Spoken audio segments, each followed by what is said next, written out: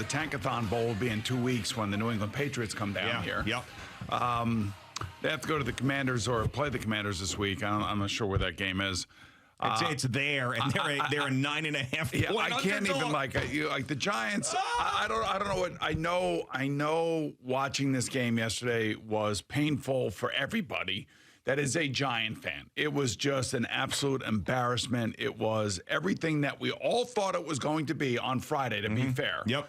we all thought it was going to be a squash spot, a smash spot. And I don't. But the thing about it is that when these games are played, you have your immediate after the game reaction, and you're watching it in real time. And even if you are prepared for it, you're not really prepared for it because your commentary, your discussion afterward, especially with Giant fans, is the same thing, but it's amplified and it's getting louder and it's getting louder and it's getting louder.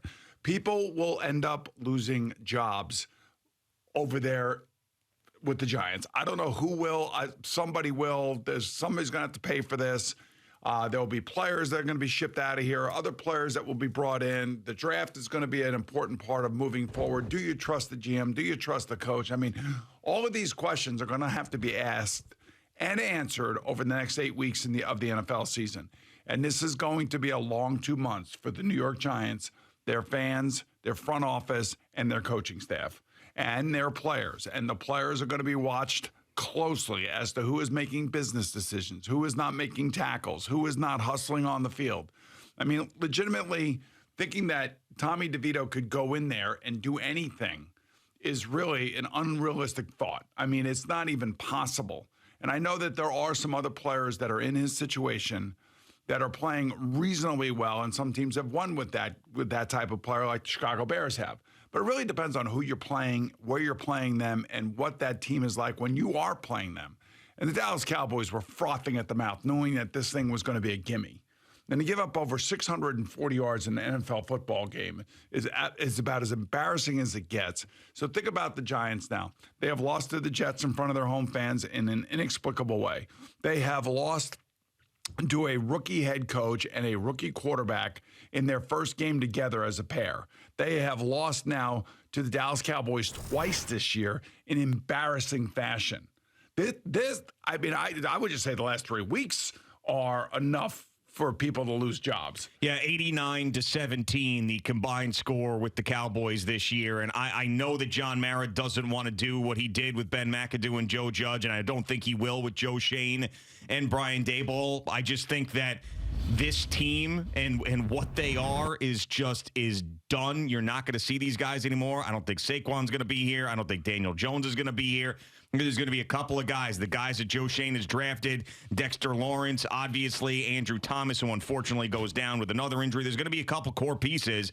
But this thing that kind of was put on hold last year, the rebuild that is, after winning the playoff game in Minnesota and having the year that they had, is now exactly where I think most of us thought they were going to be at the beginning of this year, which is turning this thing completely around. And they're going to have a new quarterback, and hopefully it's one of these guys at the top of the draft, and it's over. I mean, the Daniel Jones, Saquon Barkley, the Dave Gettleman guys here and there, all of it's done now.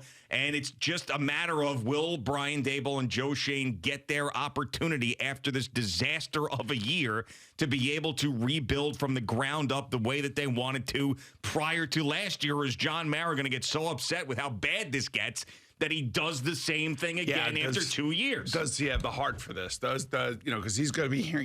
This is an owner that cares very deeply about his fan base, as all owners do. I'm not saying that he's any differently, but he does listen. There's no question about it. And I'm not talking about to us. I'm talking about to the fans, to the people that write to him, the people that email him, the business side of the Giants, where season tickets now start falling off, and season ticket holders like, I've been a season ticket holder for 30 years. I'm not coming back. I can't watch this crap anymore. And it's been going on and on and on and on and on. And that's the business side of it, and that's where people end up losing jobs, and that's the sad part of it all. I just, in terms of where Brian Daboll is right now, when the stuff on the sideline becomes more a part of the game than the actual game itself, now you're into territory where everybody's watching everything. players fighting with each other, coaches yelling at players. I mean, there are a lot of the teams that are going through this, not just the Giants. But, I mean, when you're doing and focusing on that stuff, now you really are in really bad territory. I mean, it's just about as bad as it gets. And I've been on a team like this, so I know what it's like trying to hang together and trying to hold up in light of media scrutiny, fan scrutiny. It's not going to be a pretty ending here for the next 2 months, and it's going to be really hard to get through it, especially after games like this. Yeah, and I think Brian Daboll's personality, which is one that I like and fans loved when he was getting in the face of Daniel Jones after week 1 last year. Now some of that stuff is just being caught on camera because it is the most interesting thing about the team right now, unfortunately. So when you put on these games, they're just searching for the sideline for discontent. And then what do you see the next morning about the Giants? You see how they get blown out, but then you see 2 videos. You see him ripping Tommy DeVito coming off the field where people feel bad for Tommy DeVito. And like, why even yelling at him? The guy's got no shot. And you see the wide receivers screaming at each other with the wide receiver coach of Brian Daboll walking in front of him. That's what you see. You also see a discussion between Wink Martindale and Brian Daboll. You see that too. You have that as well. So, I mean, then it leaves, you have to interpret it. You got to look at their faces. I was watching Brian Daboll yesterday on the sideline as I was interested to see what this was all looking like. And knowing and having that feeling that he has right now, it is the absolute worst feeling that you could imagine. I mean, it is just miserable. Especially when you have guys start yelling at each other. And you have guys like Sterling Shepard has to go over to Darius Slayton and say, hey, calm down, man, will you? I mean, people are watching. This is our livelihood. Yeah, we're playing with a third-string undrafted free agent who's doing the best that he can. And he throws a touchdown pass yesterday. There's actually a movie in here somewhere. I mean, the guy still lives with his parents. Chicken cutlets and blowouts. Right. The Tommy DeVito. But good for him. How many people can say that actually did what he did? But no, I know fans don't want to hear that. But we will look back, or he will look back on it someday, somewhere along the line. Yeah. And maybe it will become something. And then, for the Jets, I mean, it is rinse and repeat. It's like the same thing over and over and over again. And you think Zach Wilson is frustrated. You can just imagine sitting there as a Jet fan watching this game thinking, okay, maybe our quarterback can lead us back and bring us into the promised land. And he picks the wrong side, and Spillane makes the interception, and the game is over. But he comes back, and they have a chance with a Hail Mary where he throws the ball and does something prior to throwing that ball that got him probably the 2nd overall draft pick. Mm-hmm. And that was to get away from Max Crosby in an incredible way, moving to his left as a right-hander and then lofting the ball, and the ball's almost caught for a game-winning touchdown, with a Hail Mary. Look at this play. They're showing it on CBS Sports Network. This play alone is like amazing and tantalizing. Like, that kid has got ability. You could see it. I mean, he throws a no-look pass to Alan Lazard, and Alan Lazard, of course, has got to double catch it because he can't catch anything simply. And there are things that he does on the field, Zach Wilson, I'm talking about, with some of these throws, and you're like, you can understand why people are tantalized by it. But unfortunately for him and every other quarterback that has ever played the game, the object of the game is to get your team in the end zone. And it's not his fault that C.J. Uzomah's making a holding call. It is his fault that he steps out of bounds. He makes a great run. He actually ran great last night, and he was effective. And that was the first time we had really seen that. He felt like he had a feel for it. That's definitely a positive. But these were 2 bad teams last night. The Jets are not a good football team. It's 2 bad teams. Their defense is really good. Yeah, but we're talking about the entirety of this. The entirety of the football team is a bad team. It all comes back to Zach Wilson. They actually pass blocked pretty well for him last night. It all comes back to the quarterback. Where would this team be if Aaron Rodgers were on the field? They wouldn't be where they are right now at 4-5. I can tell you that. Because he would get the team in the end zone. Somehow, some way, the team would get in the end zone. Guys wouldn't jump off sides. Guys wouldn't hold. Guys would be more accountable because they got this Hall of Fame quarterback in waiting, sitting back behind them. It would be a totally different set of circumstances. And when I looked at some of the things this morning, I was trying to compare the situation for Zach Wilson and where he is in his career and where other players who have had success were in their career. And I often mention Steve Young, but that's a little different because he changed franchises and he was with a terrible Tampa Bay team. And, he was still young too, and things weren't going out well. And then they traded him to San Francisco and figured it out.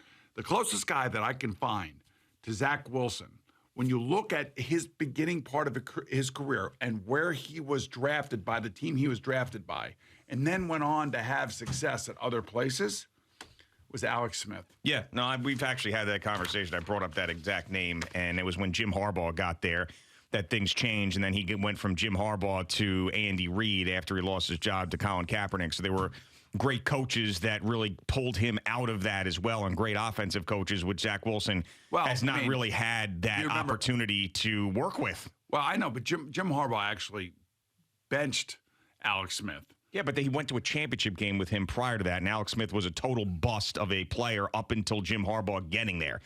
And then Alex fell Smith back into that crap right, that he was, and then ended up getting. But he made him into a player that could lead a team into the playoffs and win playoff games, which he was just a nothing player prior to that. And then obviously after the Kaepernick benching, and they go to the Super Bowl, and then he goes to Kansas City and hooks up with Andy Reid and ends up continuing to have a very good career after that. But yeah, I mean, I can't do this every day anymore with the Zach Wilson stuff. It's just we know. We know that this was not the way it was supposed to go. We know that the Jets don't want to bring in another personality, or didn't want to bring in another personality now, as you hear that they don't, how Aaron Rodgers is going to coexist with a guy like Carson Wentz, or, if the Kirk Cousins thing was dead, if they bring that in now, it's Kirk Cousins' team, but it still needs to be Aaron Rodgers' team, and Aaron Rodgers wants to come back this year and all this crap. It's just, the thing fell apart. And you've been hanging on, you're white knuckling the thing, hanging on a cliff, hoping that they can stick around, and they can't. They just can't. They lost to the Raiders out there, and they're going to be 4-7. They went from 3-3 riding into the bye high off of the Philadelphia Eagles victory to now 4-5, and they're going to end up being 4-7. And it's just going to fall apart, just like it did last year when they were 7-4 and they couldn't get enough quarterback play. And it's just another one of these miserable seasons that ended on September 11th when Aaron Rodgers went down. We just were hoping that it didn't, but we all knew that it did. And here we are this morning. It's just going to get worse and worse and worse and worse from here. They had to win yesterday, and they couldn't do it. And they've got bad quarterback play, and they've got bad coaching. And those two things aren't going to get you. The reason why Aaron Rodgers came here was to save the day, because they had bad coaching and bad quarterback play. He's not here. And here we are again at 4-5. So it's just, I can't, it's with the Zach Wilson did this, Zach Wilson did that. Oh, a little bit of Zach here, a little bit of Zach there. It's like when someone goes through like physical therapy or something after an injury or a stroke or something, and you're saying, well, he's wiping his own ass again. Like, great. You're supposed to be doing that. Really? Can we do something better than that? Like, enough. With this, he made a good throw here. They can't score touchdowns. And I don't want to hear the excuses. I can't do it anymore. I'm sorry. If you want to believe in him, believe in him. If you want to get tantalized by him, get tantalized by him. I can't do it anymore. And then we're going to sit here and watch this garbage for the next 2 weeks, when you're going to watch Tua throwing the ball over the place, Josh Allen throwing the ball over the place. This defense is going to turn on each other. We've seen it before. It's a repeat. This is Home Alone 2. This is what this is. It's Home Alone 2, but instead of Macaulay Culkin, it's Zach Wilson. God, it's just the pits. Can't do it anymore. I can't do any more Zach Wilson. I can't, man. Can't. And I know there's a couple things, ran a little bit here, whatever. Enough. Can't score touchdowns. I hate to point it out, but it is our job. Can't score touchdowns. It is our job. It's our job to be here. I know. Man, dragging yourself out of bed this morning, coming in, it was just like, what are we doing? What are we doing? I can't score a touchdown. It's unbelievable. I know. They've now played 9 games. They have scored 8 touchdowns in 9 games. I know, it's unfathomable. You can't just. I mean, so you have one team that scored 8 touchdowns in 9 games, and another team that just gave up 640 yards of total offense, and basically was getting boat raced by the backups of the Cowboys. I mean, there's no sugarcoating any of this today. You can't do it. I'm not trying to sugarcoat anything. I'm just saying the calls we're going to get, everything else. Yeah. It's just there's nothing about this morning where you can find a glimmer. And by the way, Aaron Rodgers, And then Melissa Stark. I'm going to here give we you go. a date now. Here we now go. I'm giving you a date. Yeah. So you can come back and what? The Jets will be 4-9. And you can go out there and then just rip your calf muscle off the bone while you're at it. I mean, why? Just go away. Season's over. Come back next year, healthy, stay healthy. We'll give it another shot next year. I mean, stop with this now. So, well, he'll tell McAfee that, it's not really what I was saying or something. I mean, something will be rejiggered in some way. A rejiggeration? Is that what you're saying? That's exactly what's going to happen. Give us a Every rejiggeration. week it happens, yes. A rejiggeration spot? Yes, it is. Thanks so much for watching the video. Please like and subscribe. And don't forget to hit the bell so you're notified when we're dropping new content.